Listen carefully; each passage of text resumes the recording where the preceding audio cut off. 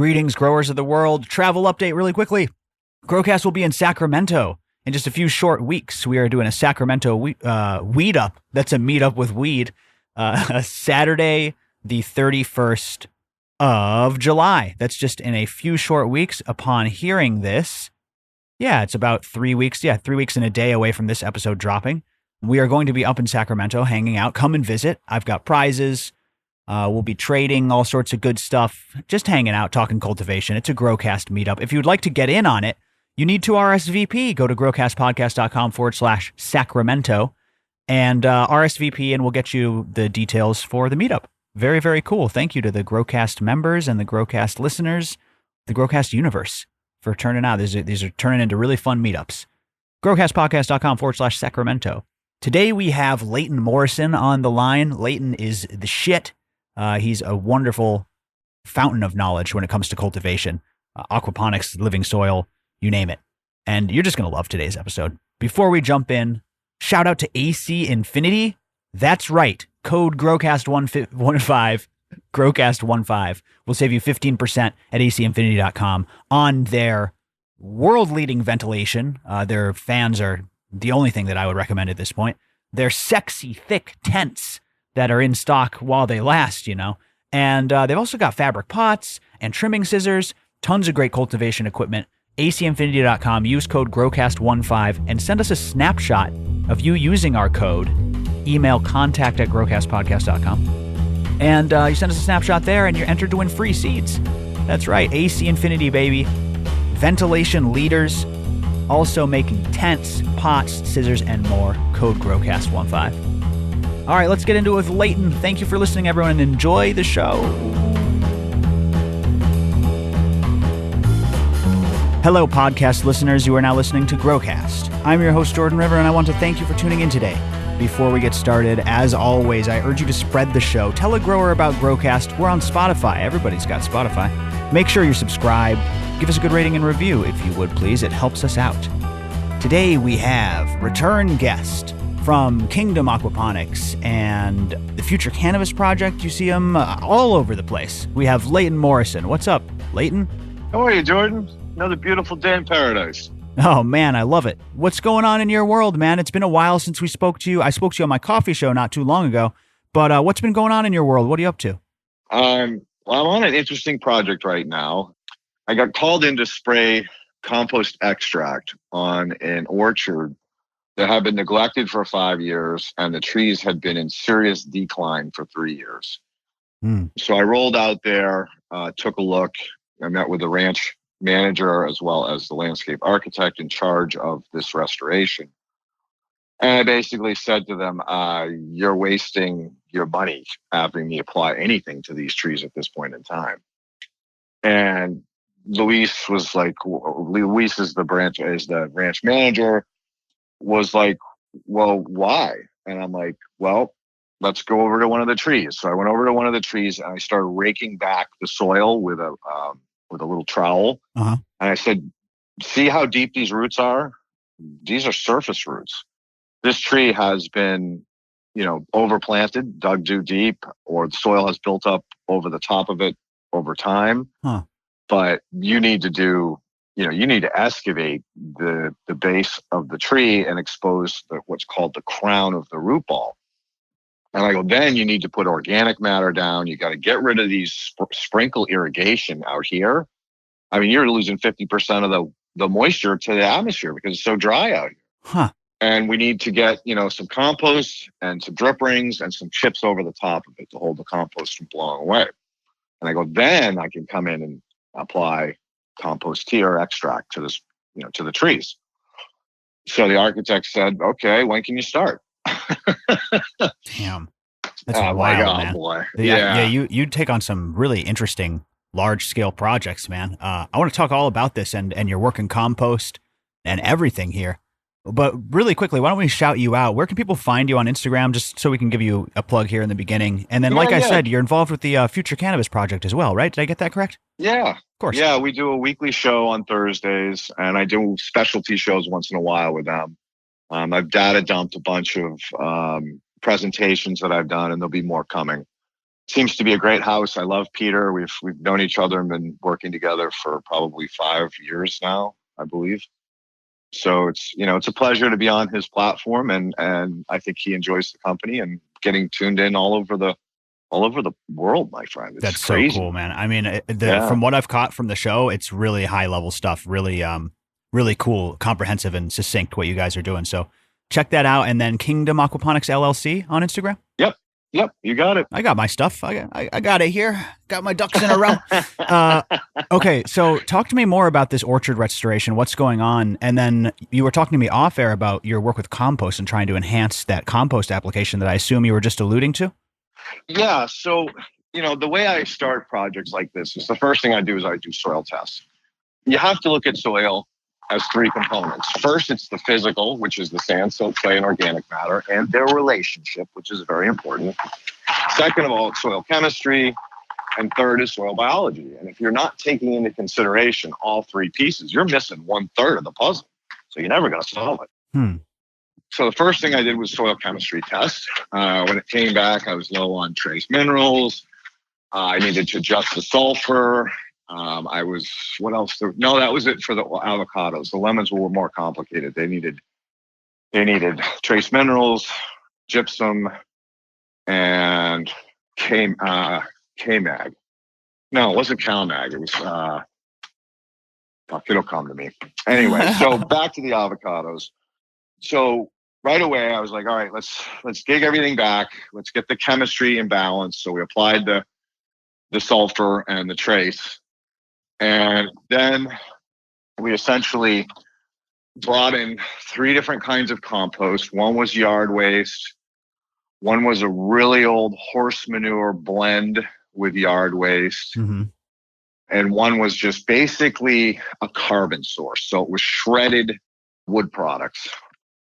And then I had the guys rake all of the leaves, any sticks, twigs, trimmings, had all the trees pruned, and brought all that to a soil blender and had it grind it up and ship it back to us. And then we blended those 4 components together. And that was our compost. Now, the thing that people don't really take into consideration is just how valuable that kind of material is, because that plant took that up out of the soil. And now by putting it back in play around the ring of the tree, I'm basically feeding it exactly what it wants.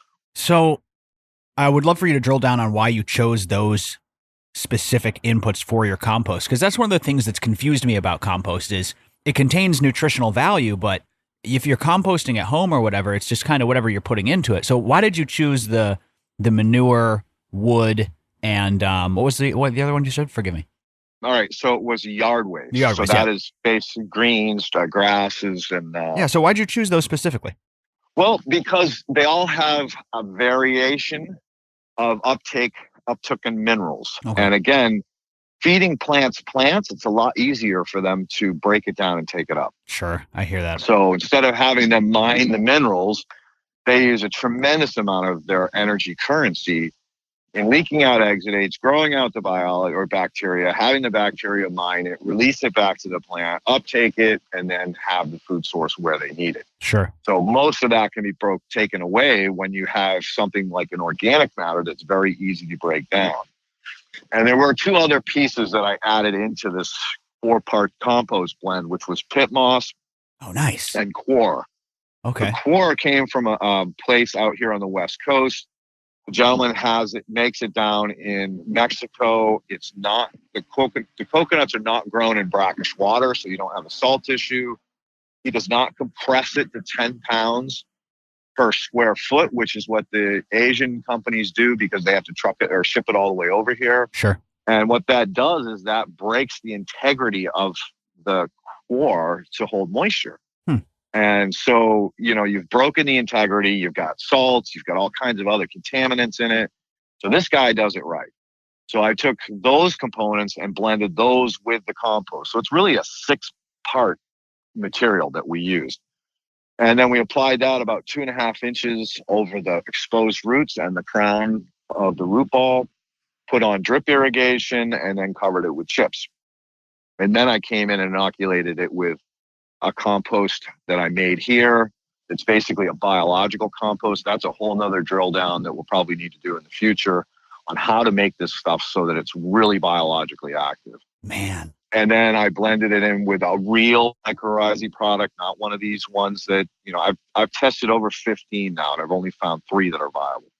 And that's pretty scary.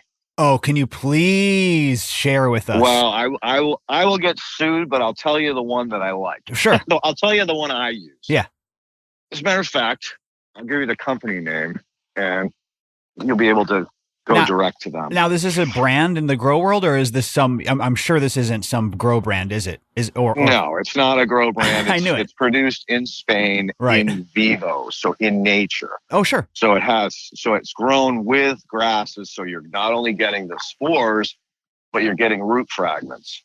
And these are called propagules. So a lot of companies will say, oh, we have X amount of propagules per unigram, and they'll count hyphae. Now, there is no proven data anywhere that mycorrhizae hyphae have enough energy to make an association with a plant. Oh, wow. So without enough energy to associate with the root, what is the viability of that propagule? Nothing. So that's where it gets a little crazy as far as what people's claims are versus what the product actually ends up to be. Let me see here. Fascinating, man. Yeah, if you get that brand name, that would be interesting. Because I thought you were going to say like one of the grow brands, but then I realized that you're not going to the hydro store. You're contacting somebody like. I'm so blessed. I've been working with the top people all over, this biological, industry. So that's why I'm connected with people that have real products. Right. So this is called Bioratis Sol, and the guy that you want to speak to is at Symbio Soils. That's SYMBIOSOILS @gmail.com. Oh, there you go, everybody. Just hit up Sebastian. Please tell him I recommended him, so he knows that he's getting the love that I've been promising him. And that product works. I mean, and generally speaking, just so the audience knows, whenever I get involved with a product, like this project, I bought 16 bottles or 20 bottles, I can't remember. And so there were 2 different batches. So each batch, I sent samples from 2 of the bottles so that I get my propagule counts. And with the propagule counts, now I can decide how to dilute the product. Because you don't want to overuse it and you don't want to underuse it. So it's really important that you understand what you're getting. And if you're buying on scale, test it. If you're just buying a bottle, you don't have to test it. I can tell you that it's going to have more propagules than they claim on the label.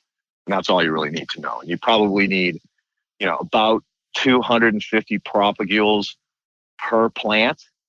And if you've got 1,000 propagules per gram, pretty easy to weigh that out to quarter grams and put 1/4 gram on each plant. Oof. Okay. I think I follow you there. Does it not matter the size that you're growing the plants, or is it just per plant? Well, I'm talking about like cannabis seedlings. Okay. If it's unless you have a no-till bed that you keep continuing to use, don't bother with mycorrhizae. It takes 90 days for the complete association. That means the infection from the root all the way to where the mycorrhizae is beginning to mine materials or associating with another mycorrhizae or another plant. So by the time it starts to work, you're cutting the plant down. So if you're in raised beds that you don't change or till, then use it. If you're in pots and you recycle your soil, don't bother. Wow. What if you reuse your soil, but like you said, it gets tilled, still destroys it completely? Yeah, it destroys the whole network. Wow. It's a very, very beyond sensitive recovery. Network. Wow. Yeah. Yeah. Because remember, there's no viability that hyphae is going to have any kind of association with anything ever again. That's nuts, man. Yeah. Yeah. It was, when I first heard these guys, when I did my first regen conference, and heard these guys, talking about mycorrhizae, I'm like, well, you guys are using salts. Why would you even bother with the mycorrhizae?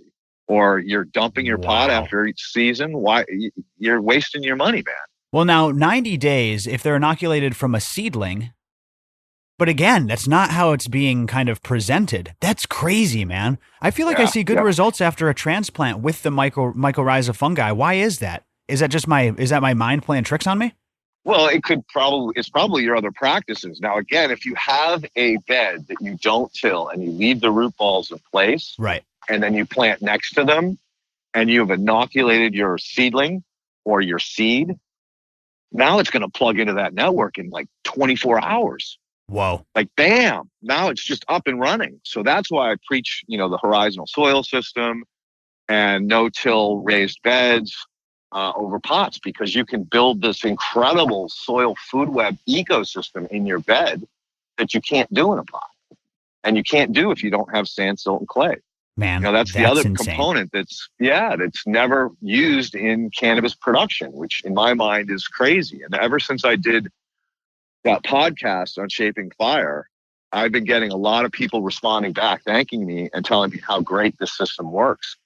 So I did another one on Future Cannabis Project, which we actually filmed so people could actually see the process. So, I highly recommend if this is a direction you're going into, that you listen to the podcast or watch the video and you go there, because this helps with water management. It provides all of the different components of soil that the soil food web needs. If you don't have clay, you're losing fertility. You don't have silt, you're losing fertility. Jeez, man. And there's sand, you're losing drainage and fertility, because if you have mycorrhizae, they will mine that sand for nutrients. Okay, we need to get into some questions that have been submitted, and a lot of them go along with what you just said, so I'm going to fire them at you. Yeah. We'll be right back with Leighton, but before that, I got to remind you guys, we got some swag packs left over. We found a secret box in the back room. That's right, in the back of the wolf den. And we have some more swag packs available. If you haven't seen them, go to growcastpodcast.com/swag pack and see the incredible Growcast custom grinder, rolling tray, and jar. The grinder is the best grinder you'll ever use. It's ceramic coated, and that coating helps because the keef doesn't stick, it doesn't clog up, it doesn't grind. It's beautiful. It's green. It's got the Growcast logo right on top. It's got sharp blades. It's got a nice keef catcher. I'm holding this thing right now. It is literally the best grinder you'll ever use, and it's sexy. growcastpodcast.com/swag pack. And then check out the custom Wolfman Keep Rollin' tray as well. Super, super cool. Even comes with a glass nug jar, and you can't beat the price. Cannot beat that swag pack price altogether. And get them before they're gone. growcastpodcast.com/swag pack. All right, everybody, let's get back to Leighton Morrison. Okay, we need to get into some questions that have been submitted, and a lot of them go along with what you just said, so I'm going to fire them at you. Yeah. First of all, you mentioned sand. I've been using sand as a top cover. I like to cover my soil from the light. It's great to fight fungus gnats, all of this stuff. Someone said that there could be a possibility of kind of choking out the breathability of the topsoil, and that instead you could use something like rice hulls. What do you think about sand as a top cover? I think that's an interesting idea. I like it. I mean, I agree with you as far as holding down fungus gnats, because they can't work their way through it. You are adding mineral nutrient to the soil if you've got a good biological component. And eventually that sand's going to work down and provide drainage for you. Do you think it's kind of choking out the soil in any way by having that? Sometimes it kind of turns into a hard pan, but other times it doesn't. Yeah, I would say be gentle, like less is more. I definitely wouldn't build it up so high that it did become a hard pan, because then now you're fighting respiration. Okay. That's bad. You're going to go anaerobic underneath there. Okay. So light layers of top dress, and then once it disappears, do it again and let that sand move down through the profile. Okay, I like that, dude. That's really great. Someone else asked, speaking of soil horizons, can you build a soil horizon to encourage a bottom feed system to where it's effective to do a bottom feed living soil? And what would that soil build look like? Okay, so in the horizontal system that I presented, it's basically 3 horizons. The bottom horizon is called the E, or alluvial horizon, and it's made of rock and sand. It is 1/7 of your overall depth. And basically that's an aquifer. And you can put a pipe down the side of your bed and water just the horizon and let that water wick back up naturally. Wow. I have no issue with that whatsoever, but I still would encourage you to occasionally top dress. Biomimicry is the key to the whole thing. So top water, I meant. So yeah, you could water from the bottom and then periodically have a rain event where you're watering from the top too. So the second horizon is called the A horizon, and that is a mix of sandstone, clay, and organic matter. And the ratio is 50% sand, 17% clay, 13% silt, and 20% organic matter. So that the organic matter in that horizon is basically the same thing that you use on the top, which is called your O horizon. And the A horizon is 2/7 of your overall depth. The O horizon is the other 4/7. So the O horizon is a blend of super soil or soilless medium, whatever you want or whatever you're comfortable using. Basically, it's designed for fast rooting, pore space, so you can have good soil respiration, and of course, allowing microbes to get down in there if you're using teas or if you're using nutrients. That's a great nutrient holding profile. So now the way it works is you overwater, that water migrates down into the E horizon and it stays there. And the reason and the importance of the sand is to create what's called a sand filter. And that sand filter will not let fines, organic matter fines, to get down into it so that it goes anaerobic. So again, that's really important when you're building that E horizon, that you put the gravel down and then you wash the sand in so there's 0 pore spaces, and that becomes one dense aquifer. Wow. Okay, so back to O horizon, again, it can be anything that you want, and it's 4/7 of the mix. Killer, man. So your mix is literally perfect for what he's describing. Yeah. And there you go. Who was that who asked that? I lost the member's name, but shout out to the Discord member who asked that one. That's killer, man. That's totally killer. What else do I got? What else do I got here? Sorry, did you have anything else to add to that? I have another question here if you're ready. Yeah, I'm ready. So Howitzer, member Howitzer, is asking about. Oh man, this goes along with what you were saying about the orchard. This is the exact question that I wanted to ask you. So you take your soil test. Let's just say the composition is okay, but you get the actual mineral test, and you said, perfect example. You said it was low on sulfur. Howitzer's wondering, how do you know how much of the organic soil amendments to use to boost them to the proper level and not, overdo it or undershoot it? Okay, so I didn't go into the testing that I do. There's a lot of different types of tests I do, but in this particular case, I want to have a soil texture test. So I want to know what is the organic matter and what is the percentages of sand, silt, and clay. Mm-hmm. So that's a textural test. Then I do a soil chemistry test, and then I also do a saturated paste test. Now, when I start reading the test, the first thing I do is I look at the texture. What am I up against? And then I look at CEC. Okay, where is that coming from? Is that coming from the organic matter or is that coming from the clay? Then I look at pH, and then I look at the saturated paste test. All right, saturated paste is critical. It's your calcium to magnesium to potassium ratio. And that ratio should be 75% calcium, 18% magnesium, and 7% potassium. That's ideal. Huh. If I see that, I know I'm off to the races. Now it's a matter of just trace minerals. What do I got? Okay. And after I look at trace minerals, then I look at the soil chemistry test. So the soil chemistry is actually like the last part or piece of the puzzle. Wow. If everything else in relationship, then I know, okay, I got to just add this and I'm golden. I'm off to the races. Wow. Then it's about nutrition. So nutrition is a whole nother ball of wax. And that's based on plant.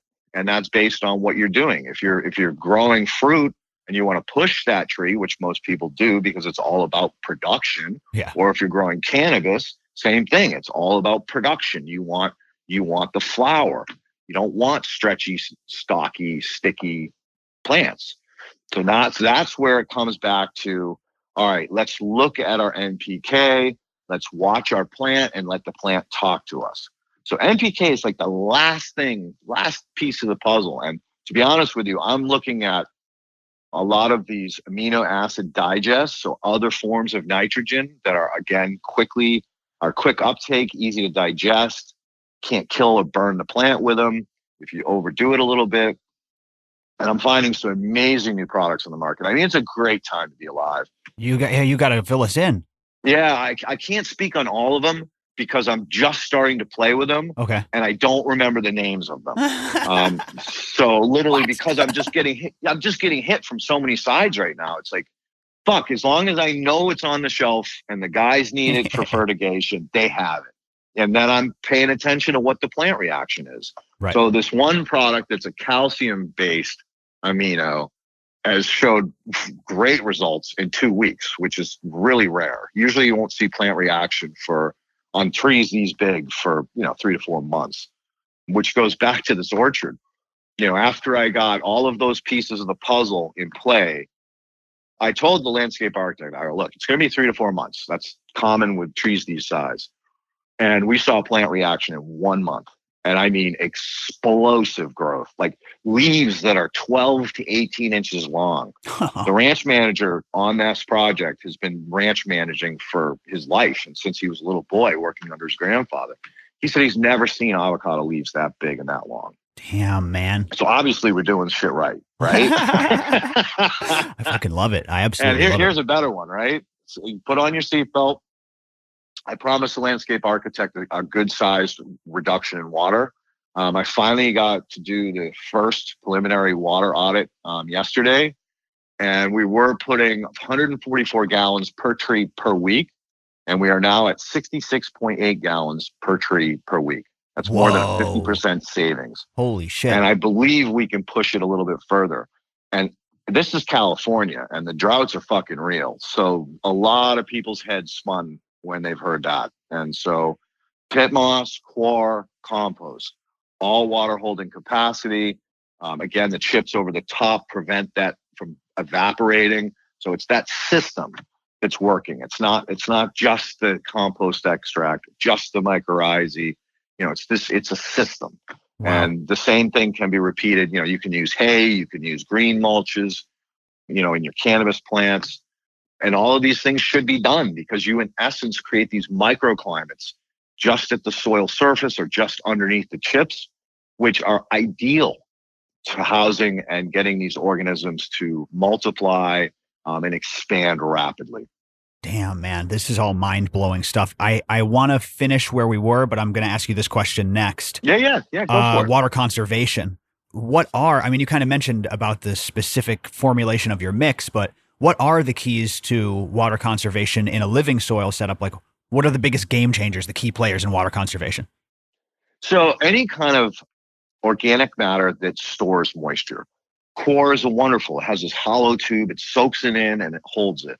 Pit moss, same thing. It just holds water like I've never seen in my life. And compost too. I mean, if you have the light, fluffy compost, that's ideal. If it's like a heavy, greasy, wet compost, then I would cut it with a pit moss or a coir. Or, a ground up organic matter. Like one of the ingredients that we used was basically just a shredded tree. So it was kind of like stringy. So it kind of has pore space to allow some of the other little fines to get in there and get trapped and also become little water storage containers. So again, I look at the water storage in a decent aggregated soil as a giant reservoir. So when you have all these organisms in play, they can mine water vapor. So you got to start getting your head down to scale, and you realize how important aggregation is. Aggregation is when all these particles come together and get bonded with glues from the biology, whether it's glomalin from the fungi or whether it's biofilm from the bacteria. But as those aggregates get bigger and bigger and bigger, which they do because of the biology, now that aggregate is just another storage unit. It's just another whole little, ball of moisture. So again, looking forward in geological time, what is the quickest and best way to grow aggregates? And that is through the use of a compost extract and then having the right components that are very easy for this biology to break down, mine, build biofilm, build biomass, and then create these aggregates. And I've been, in some of my earlier work on engineered soil systems, I got called into this project because it was like less than 1% organic matter. It would only grow weeds.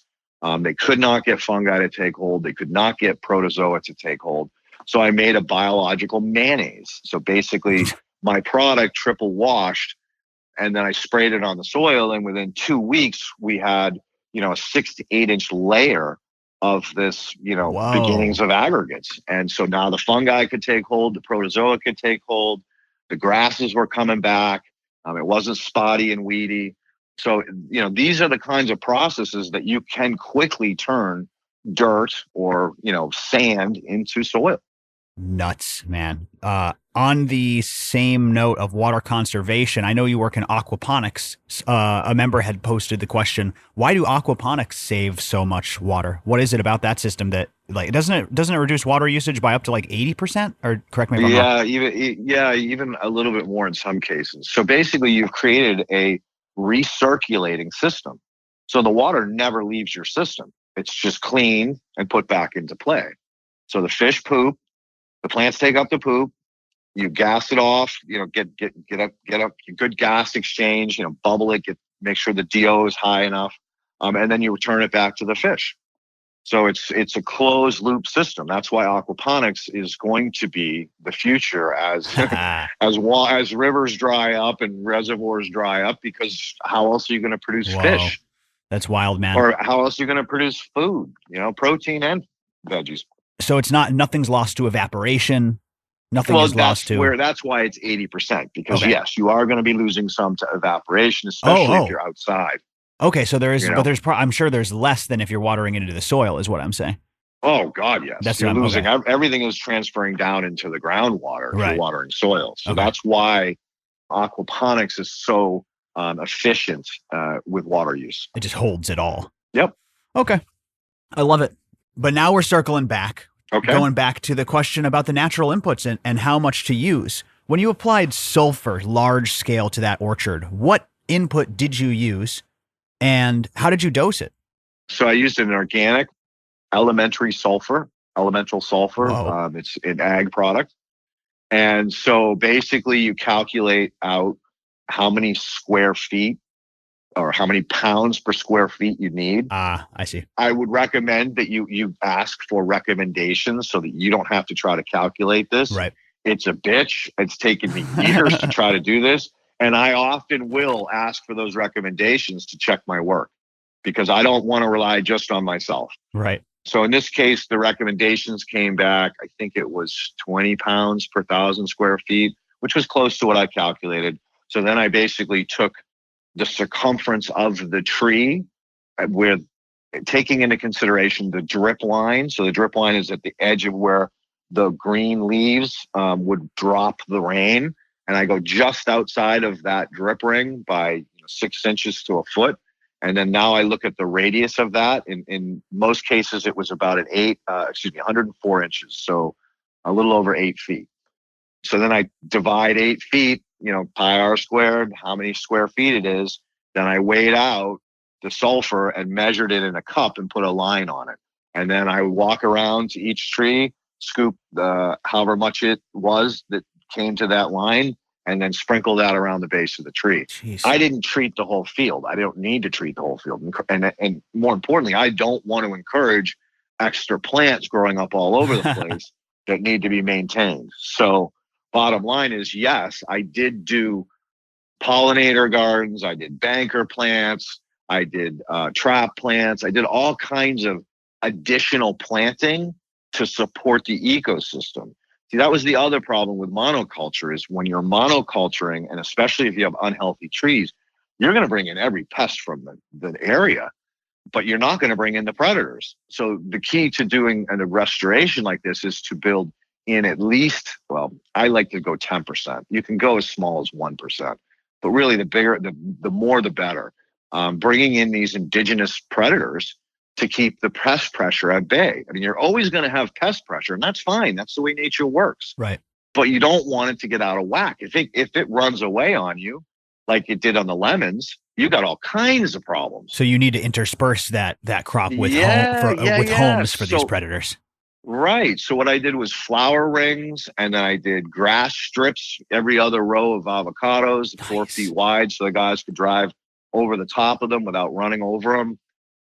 And just, seeded it with hay and put some jute over the top of it just to hold everything in play until it sprouted. And so now we've got most of it's come up. It's a little bit slow because, we were going gangbusters trying to build a team to do this, because I need to use the same employees, because once I finish training them on how to do this and how to blend the soils back together again, I don't want to be teaching the guys every day. Right. So it took me about a month and a half to build this team.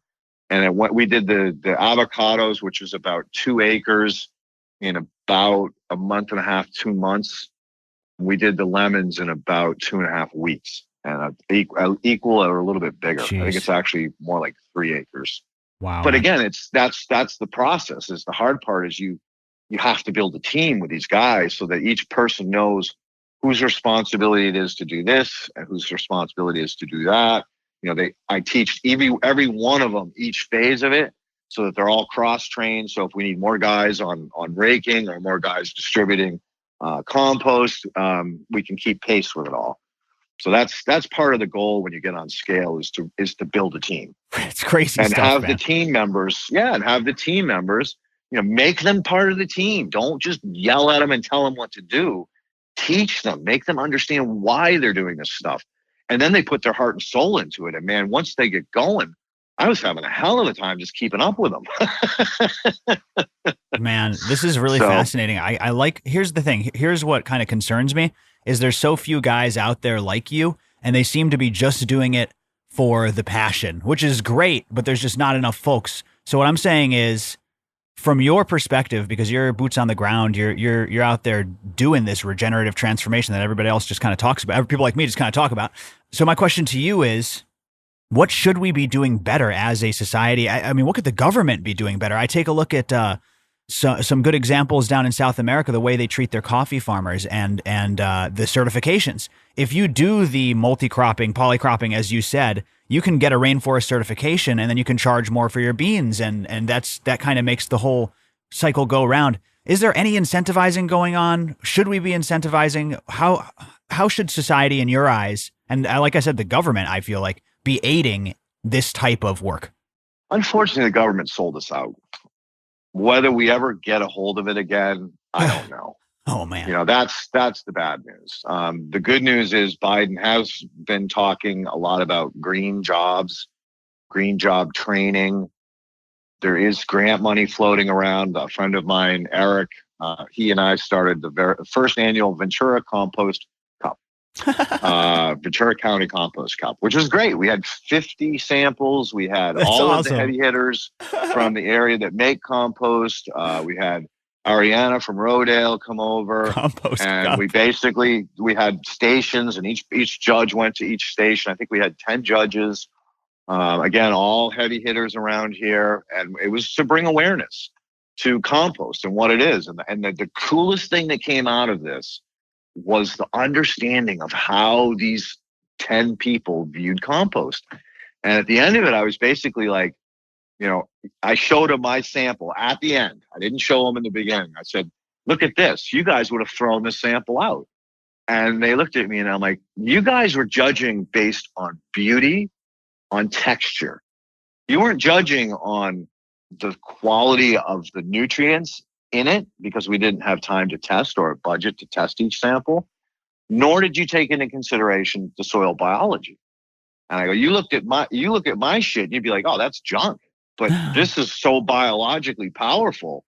It doesn't even compare to all your other ones. All your other ones aren't going to function without the biology on it. So it was really eye-opening for both them and for me as to how people really look at stuff.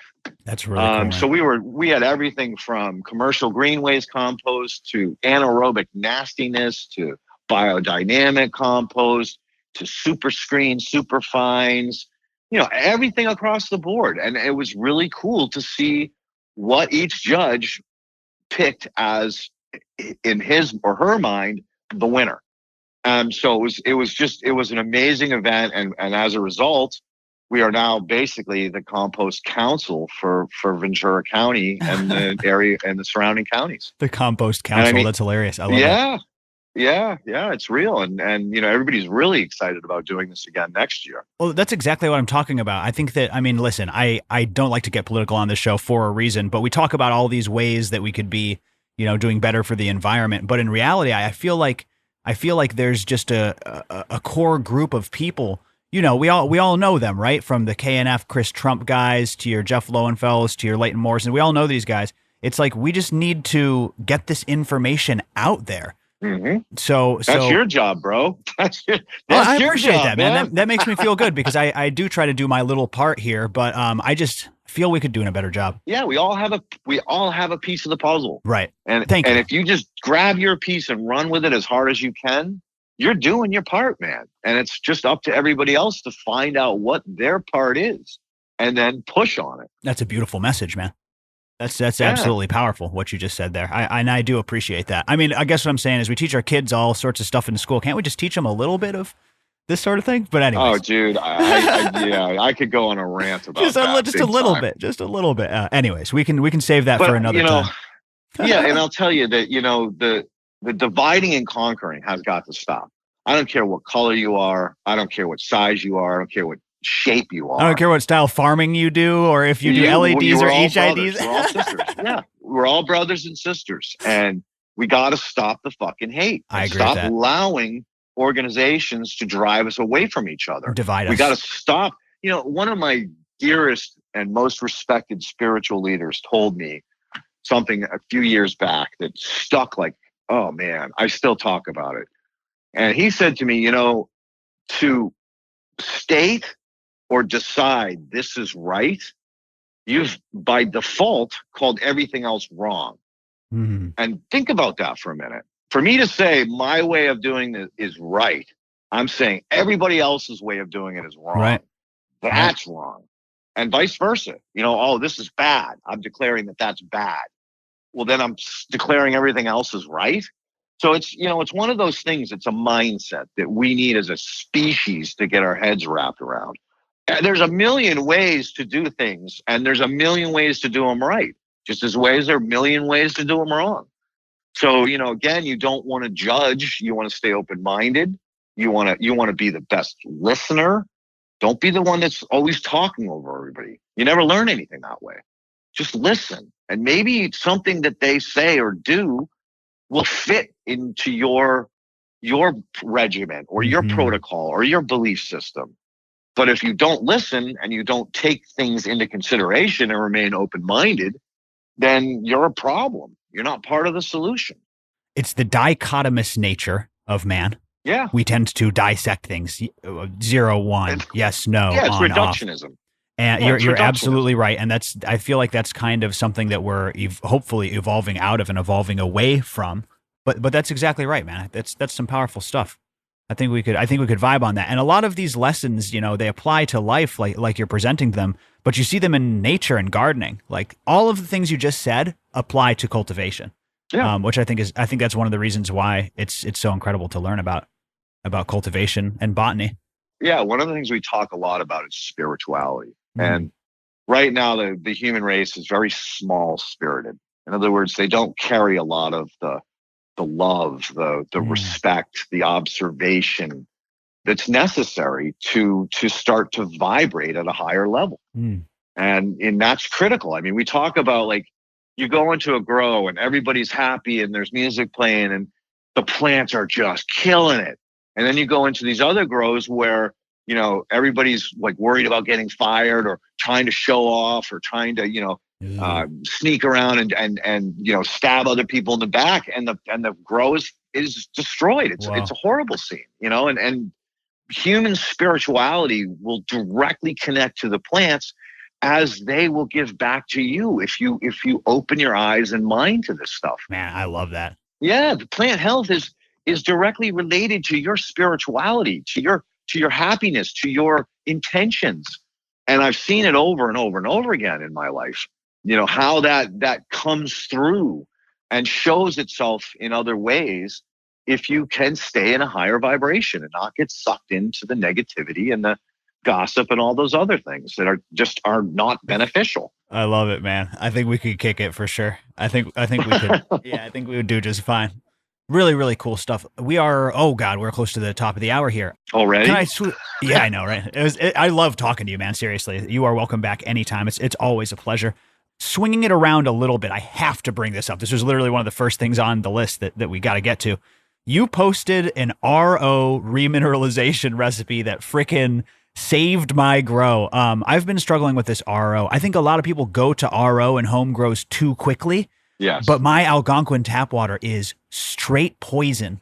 And I had to go to RO, and the remineralization process, it's been totally eye-opening to me. I didn't know that plain stripped water was such a solvent and caused all of these crazy reactions in the soil. And I just couldn't quite get a mix right until you posted on your Instagram, Kingdom Aquaponics LLC, a very specific mix with like 4 ingredients, and it has everything you need from chlorine to the calcium, magnesium, and all of that. So I don't know. I just had to shout you out for that, and then ask you like why you posted that and what, just kind of get the story behind that mix.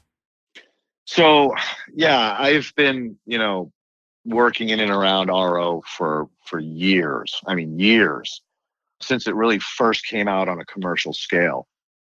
So I had a really good understanding of water before I started playing around with RO.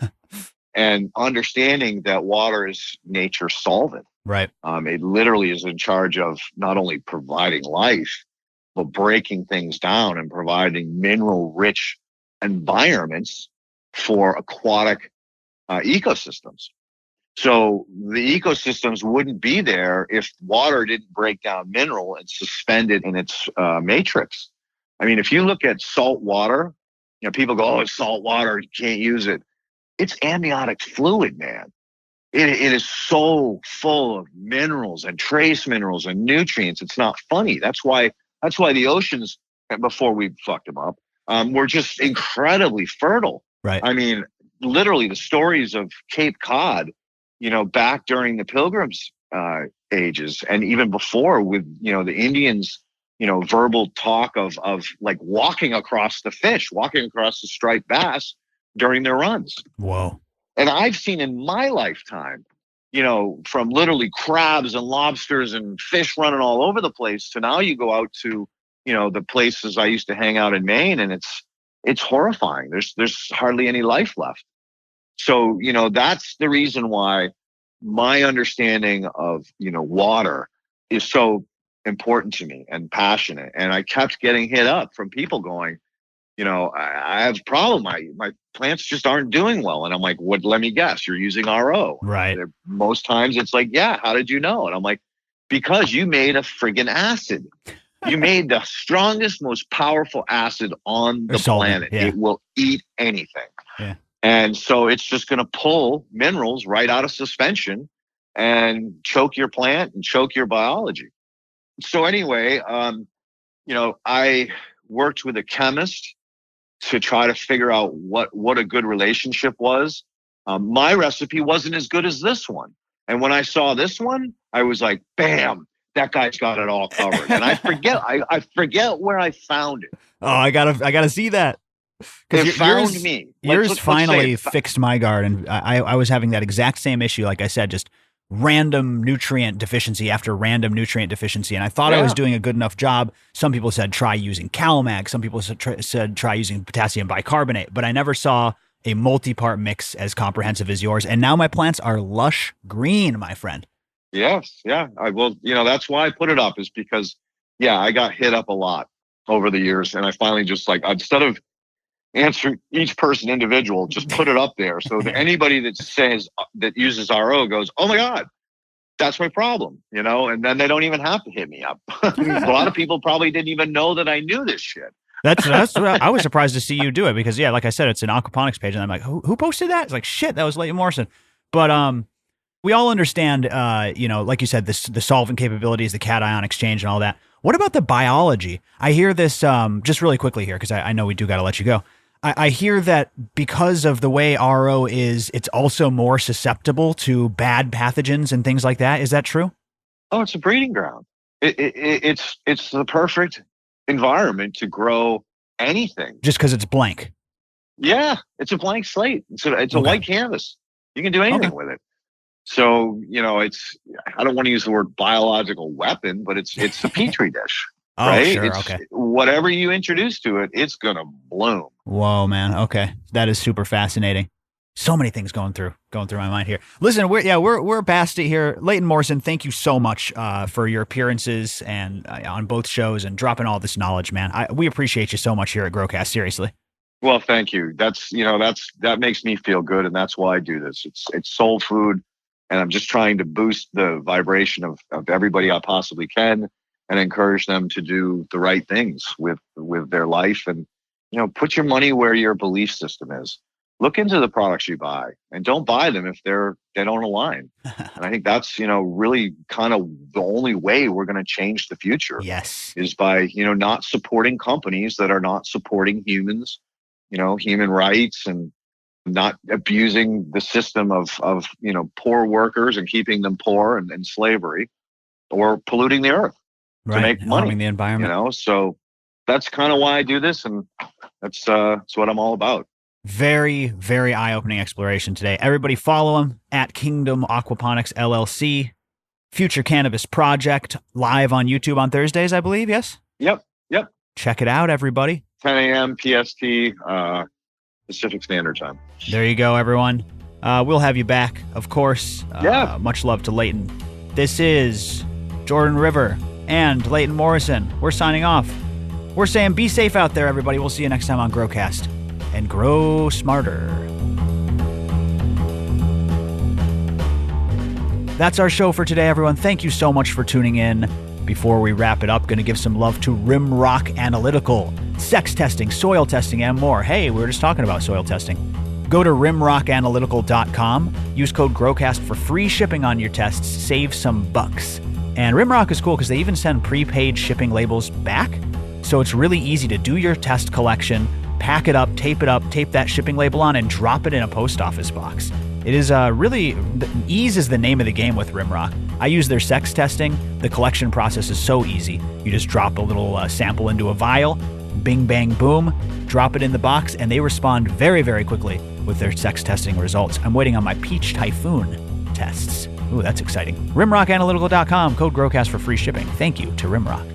Thank you to you listeners. Thank you to you members. I appreciate all you guys so much. Stay tuned. We're in Sacramento. Like I said, go to growcastpodcast.com/Sacramento. If you're in the NorCal area, come and hang out. Come and visit. And we'll also be in Redding after that as well. All right, everyone. I'll see you next time on Growcast. I guess that's all for now. Bye-bye.